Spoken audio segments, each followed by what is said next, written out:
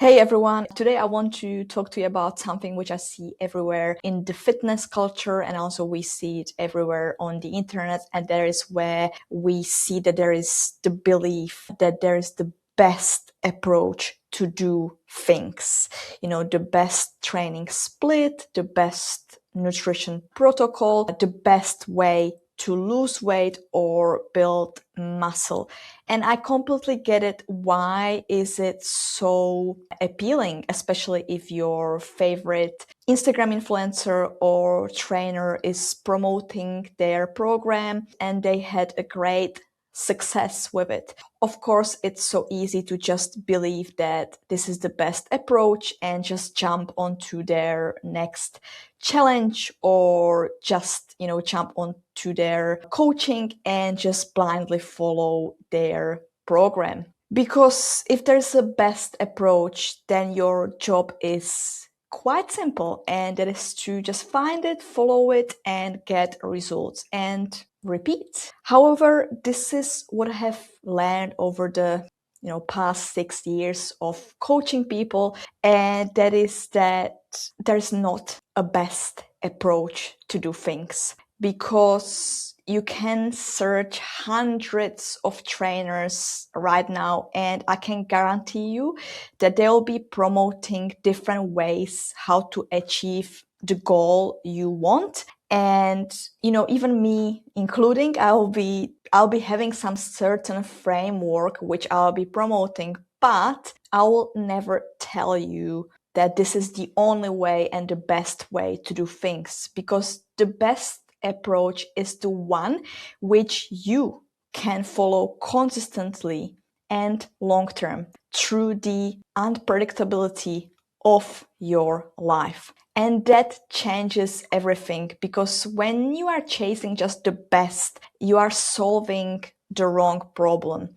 The real question isn't like what's optimal, but what can I do so I can maintain this long term? Especially because if you are listening to this, you know that I highly promote and support sustainable fitness habits. And this podcast is literally about creating healthy mindset around fitness and health. And I hope that you are not looking for quick fixes, but you're actually looking for something which you can build on long term without starting over and over again, which I see so many people are actually struggling with. And what I definitely want to say is that I am not anti-science and I'm not anti-structure.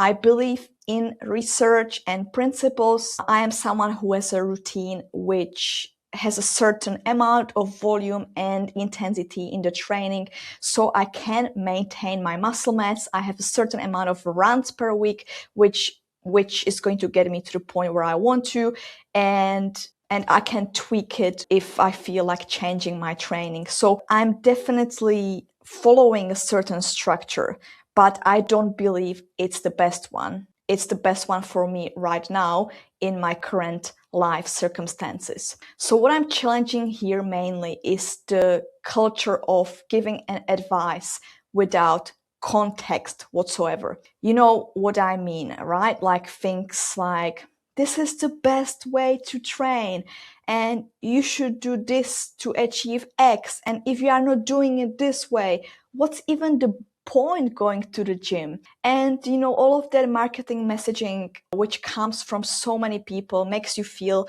behind and sometimes very overwhelmed, which then often results from taking an action and failing very quickly, or not even taking any action at all. It shows up everywhere, from influencers selling their exact program, their exact framework, from trainers who've done certain style of training and they had success with it, and then they just assume it's universal, from fitness content which just treats everyone like they are living under the same life conditions. And look, sometimes advice, not sometimes, but I mean quite often, advice is backed by really great research. I'm someone who likes to do lots of research, and sometimes it's even based on personal experience, but Either way, it still misses this important point. Research can tell us what works under specific conditions, right?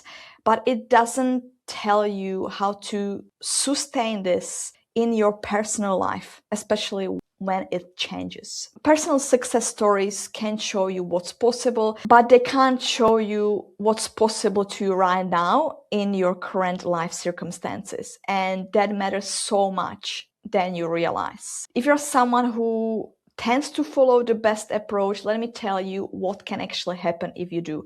You might end up following a plan or fitness challenge that assumes things about you might not be true. It can assume that you have consistent energy, you have predictable weeks, great sleep, and very low stress. But most of us have poor sleep, we are living under stress with fluctuating motivation inside crazy human lives, because we are just humans and we have life, and that's going to matter so much how we're going to show up for our workouts or how we're going to show up for improving our nutrition. So many of us can have different physical jobs, difficult relationships, aging parents, young children. We might be dealing with mental health problems, financial pressure, identity transition, so many things. And all of these things are literally going to define how are you going to show up for your training session or for moving in general. And yet we are still tend to follow plans which are usually designed for someone else's life. We love to get an inspiration from people who are showing us a day of life of a person, and we think if we do it this way, it's just going to solve everything. And then when it doesn't work, you just question why it doesn't work. You question if you've done enough to make it work, because the program said that this is the best way. The program said that it's going to change your life. And then so many thoughts start to come to your head. I just need to be more disciplined. I'm not working hard enough. Other people made it work, so I can do it too. And that's where the things start to break down. We just don't recognize that this approach was never designed to work for us, because most programs and the best approaches are done for ideal conditions, not for the real ones. They are built for people who can control their sleep, manage their stress, and show up with full capacity for their session. And if that's not you, if that's never been you, the approach isn't wrong. I'm not saying that all of these programs and challenges didn't change people's lives. I believe that they can truly make a positive change for people, but for those who aren't self-aware, for those who are beginners, who are just trying to make the fitness work and start moving and make it sustainable, this is just not meant for their life. So let me offer a reframe that might feel simple, but it can change everything. The best approach is the one which you can currently follow based on your life circumstances, energy levels, personality, just basically all of the life circumstances. It's not the best on the paper. It's not the one which you are aspiring to be one day, not the one which works in a perfect week. It's the one which survives bad sleep, stress, low motivation, and real life circumstances. You might feel like you are lowering your standards, and some people might even think that that's being lazy, but it's really more about being honest with yourself and think about what is actually possible for you right now. And that's what I've been constantly talking about inside my email newsletters, inside my school community, because what's the point of having an amazing program which produces great results in theory if you can't stick to it long enough to make it work? What's the point of training 5 times per week if you are consistently missing sessions and feeling like a failure? And then you just tell yourself, oh, well, I'm just going to start again on Monday. What's the point of tracking calories if it drains you so much and you just can't focus on anything else? The best approach that you can't follow is worse than good enough approach you can. Because results don't come from being perfect or disciplined, they come from consistency and stacking up those small wins over time. And consistency definitely doesn't come from finding the perfect plan. It comes from, if we choose something that fits our actual life, not the life we wish we had. And that's a great strategy. It's a strong self-awareness to help you start creating sustainable habits. I just want to give you some examples of like how much personality and circumstances of life and your experience and even identity can impact how are you going to show up for your training and nutrition. So, for example, myself, I've been training for 13 years. That's a lot of experience. I have a solid training structure. I am working in the gym. I'm self-employed, so I do my own schedule and I can fit in training whenever I want to. My current life circumstances are quite stable, so it's just easier to show up. And of course, if I'm training 5 days per week, it's quite achievable. But recently, over the past couple of weeks, my sleep has been a bit out of control, as well as nutrition. So I have actually made the decision that instead of doing 3 of my weight training sessions, I'm going to do only 2 weight training sessions. 1 run and 1 heat class or heat training. So you can see, based on my current life circumstances, I'm making changes and I'm not feeling like a failure. I'm just adjusting as the life goes. It doesn't mean that next month I might feel better and maybe add another session back in. Another example can be that if you are an introverted, mentally exhausted person who works in a high stress job, going to need a different structure than someone who is outgoing, loves to be with people and loves to be a part of community. Those two people will have different training structures. If you are a parent of young children, that's another great example, you will be struggling to follow a routine of your past self, something which you have done in the past, because your past self had time, energy, and flexibility. If you're someone navigating grief, burnout, major life change, you can't train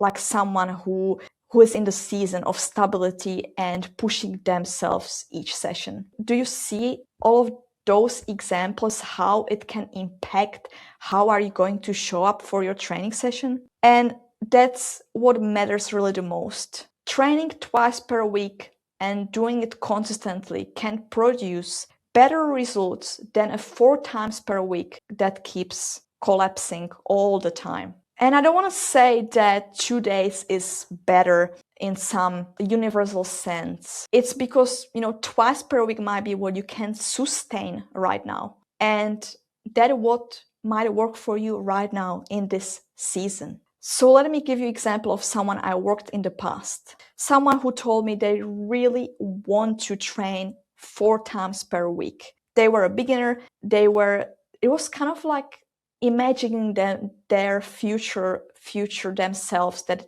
they want to be the person who's going to show up 4 times per week. And every few weeks, this person just would have something come up in their life. And let's say workload would spike and they would get busy and motivation would drop.